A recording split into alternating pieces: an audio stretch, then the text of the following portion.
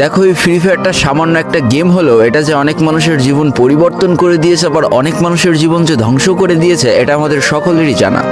তবে সামান্য এই গেমটা যে গোটা একটা পরিবারকে আবার নতুন করে জীবন দান করবে, এটা আসলে সকলের অজানা ছিল। হ্যাঁ বন্ধুরা, আজকের গল্পটি এমনই একটা পরিবারকে নিয়ে যারা এই ফ্রি ফায়ার গেমটাকে একেবারেই সহ্য করতে পারতো না, বরং তাদের সন্তান যখন এই গেমটা খেলতো তারা আরও উল্টো বকাবকি করতো।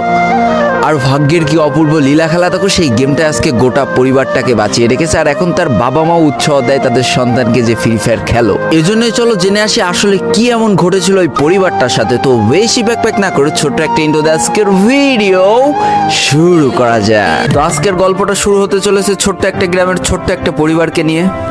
বাবা মা এবং তাদের দুই সন্তান অর্থাৎ দুই ভাই, ছোট্ট একটা পরিবার, খুব সুন্দরভাবে তাদের জীবনযাত্রা চলে যাচ্ছিল। বড় ভাই একটা কোম্পানিতে লেবারের চাকরি করে, বাবা কৃষিকাজ করে, আর তাদের ছোট সন্তান অর্থাৎ ছোট ছেলে কিন্তু ক্লাস 8-এ পড়াশোনা করে।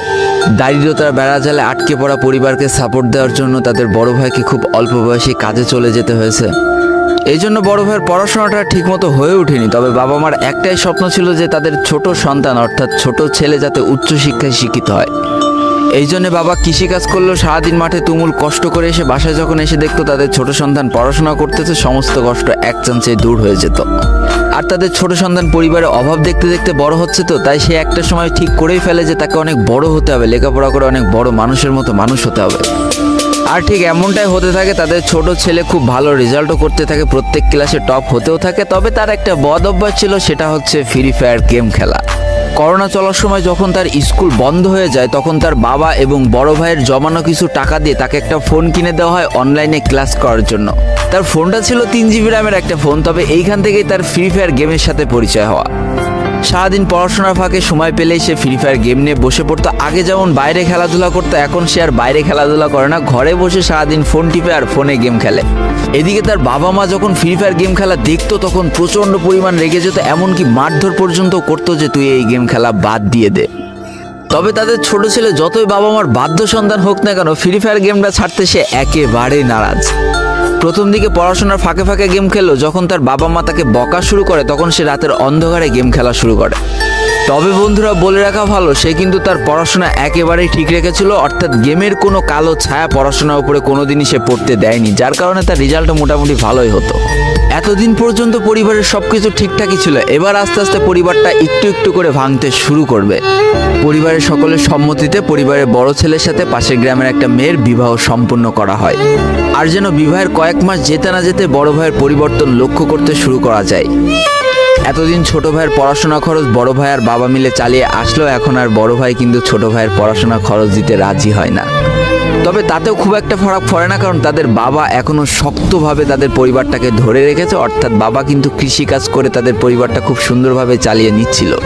তবে বলে রাখা ভালো, হাতের 5টা আঙুল যেমন এক হয় না, পরিবারের প্রত্যেকটা সন্তানের মন মানসিকতাও কিন্তু এক হয় না। কিছুদিন পর বড় ভাই পুরোপুরি আলাদা হয়ে যায়, তার বউকে নিয়ে নতুন করে সংসার তৈরি করে।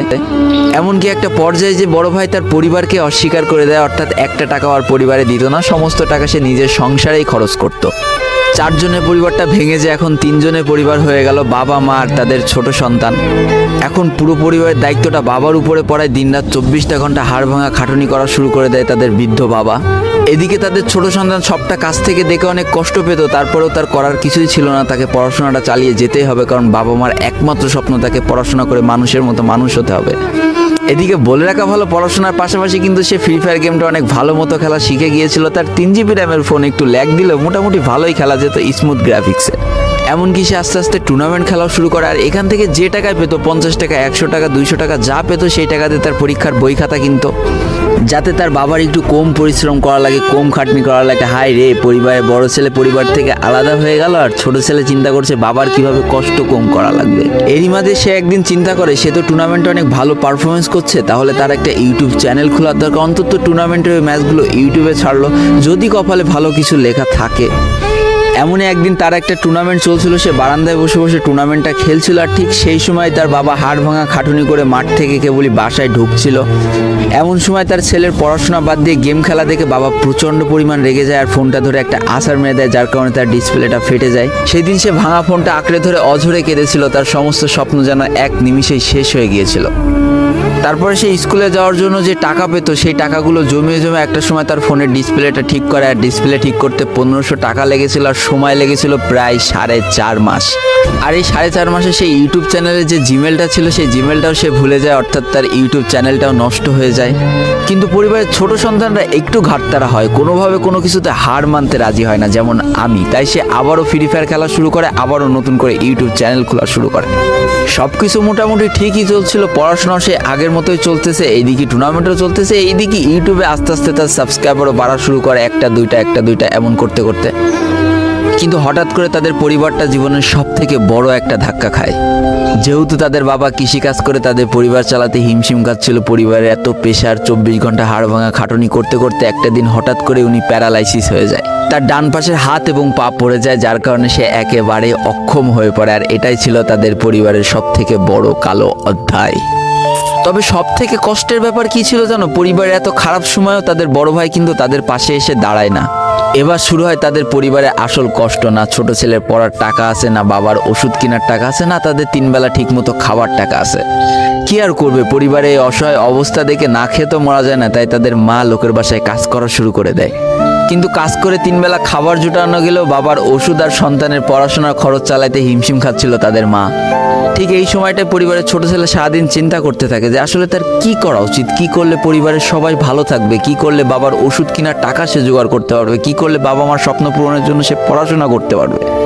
তার সামনে শুধু একটা অপশনে খোলা ছিল, সেটা হচ্ছে ফ্রি ফায়ার গেমটা। কি আর করবে, সারাদিন সে পড়াশোনা করতো আর সারা রাত ফ্রি ফায়ার গেম খেলে খেলে ভিডিও আপলোড করা শুরু করে ইউটিউবে। তোমরা শুনলে অবাক হয়ে যাওয়া, 24টা ঘন্টার মধ্যে সে মাত্র 4.5 ঘন্টা ঘুমাতো।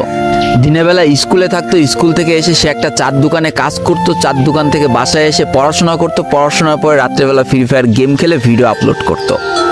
সৃষ্টিকর্তা হয়তো তাদের কষ্টটা দেখেছিল, তাই তার বেশি দিন কষ্ট করা লাগেনি। 4.5 মাসের মাথায় তার একটা ভিডিও ভাইরাল হয়ে যায়। ব্যাস, লাইফের মোড়টা এইখান থেকে ঘুরে গিয়েছিল। তোমরা সকলে যেন একটা ভিডিও ভাইরাল হলে আসলে কি হয়। সব জায়গায় তার নাম ছড়িয়ে যায়, মানুষ আস্তে আস্তে তার ভিডিও দেখতে শুরু করে, তাকে পছন্দ করতে শুরু করে, তার গেম প্লে ভালো লাগতে শুরু করে। একটা সময় সে একটা ভালো প্লেয়ার হয়ে যায়। আর সে জীবনের প্রথম পেমেন্ট পেয়েছিল 12,500 টাকার, যেখান থেকে 7,000 টাকার তার বাবার জন্য ওষুধ কিনে দিয়েছিল, আর বাকি টাকাটা তার আম্মুর হাতে তুলে দিয়েছিল। তারপর থেকে তার মাসিক বেতন কখনো ওই 12,000 টাকার থেকে কমেনি, বাড়তে বাড়তে একটা সময় তার মাসিক বেতন দাঁড়ায় 1 লাখ টাকা, যেটা ছিল তাদের পরিবারের জন্য অবিশ্বাস্য একটা ব্যাপার। যেই পরিবারটা না খেতে পেয়ে প্রায় মরার মতো অবস্থা হয়ে গিয়েছিল, সেই পরিবারটা আজকে কোথা থেকে কোথায় যে দাঁড়ালো। তবে সব থেকে মজার ব্যাপার কি জানো, এখন আর ফ্রি ফায়ার খেলতে দেখলে তার বাবা মা কিন্তু তাকে বকে না। তো দেখো, জীবনে খারাপ সময়গুলো চিরদিন স্থায়ী হয় না, খারাপ জীবন কাটিয়ে কিন্তু ভালো সময় আসে। অর্থাৎ তাদের পরিবার এখন ভালো সময় চলে এসেছে। তার বাবা আগে থেকে অনেক সুস্থ হয়ে গিয়েছে, এখন নিজে থেকে হাঁটাচলা করতে পারে, তাকে আর কাজ করে খেতে হয় না, তার মাকেও এখন আর কাজ করতে হয় না। এইদিকে সব থেকে বড় আনন্দের ব্যাপার কি জানো, ওই ছেলেটা তার পড়াশোনাটাও ঠিক রেখেছিল। অর্থাৎ এসএসসি পরীক্ষায় সে কিন্তু জিপিএ 5 পেয়ে উত্তীর্ণ হয়েছে। তো বন্ধুরা, আজকের গল্পটা থেকে আমরা কি শিখলাম? জীবনে কোনো পরিস্থিতিতে, যতই খারাপ পরিস্থিতি আসুক না কেন, তোমাকে হার মানা যাবে না। প্রথম যেদিন তার বাবা ফোনটা ধরে আছাড় মেরে ফোনটা ভেঙে দিয়েছিল, সেদিনই যদি সে হার মেনে যেত, তারপরের থেকে যদি সে আর কোনোদিনই ইউটিউবে ভিডিও না ছাড়তো, তাহলে সে আজকের এই পর্যন্ত পজিশনে পৌঁছাতে পারতো না। দারিদ্রতা বলো, না খেয়ে স্কুলে যাওয়া বলো, চার দোকানে কাজ করা বলো, বাবা মার অসহায় পরিস্থিতি বলো, কোনো কিছুই কিন্তু এই ছেলেটাকে দাবিয়ে রাখতে পারিনি। আর দিন শেষে যেই মানুষটা সর্বোচ্চ কষ্ট করে, সৃষ্টিকর্তা তার পুরস্কার নিজে হাতে করে দেয়, এটাই তার জলজ্যান্ত একটা উদাহরণ। তো আজকের গল্পটা ইন্ডিয়ান একটা ভাই আমাকে পাঠিয়েছে এবং তার নামটাও বলতে নিষেধ করে দিয়েছে, এই জন্য আর বলা হয়ে উঠলো না, সেই ইউটিউবারের নামটাও আর বলা হয়ে উঠলো না। এটাই ছিল জীবনকে পরিবর্তন করিয়ে দেওয়ার মতো একটা ছোট্ট গল্প। এই গল্প থেকে অনেক কিছু শেখার আছে। একটা কথাই বলবো, গেমটাকে নেশা না পেশা হিসেবে নাও, তোমার জীবনে পরিবর্তন হলেও হতে পারে। তো আজকের ভিডিওটা এই পর্যন্তই ছিল। ভিডিওটি ভালো লাগলে অবশ্যই একটা লাইক করে ফেলো, কমেন্ট করো, বন্ধুদের কাছে শেয়ার করে দিও।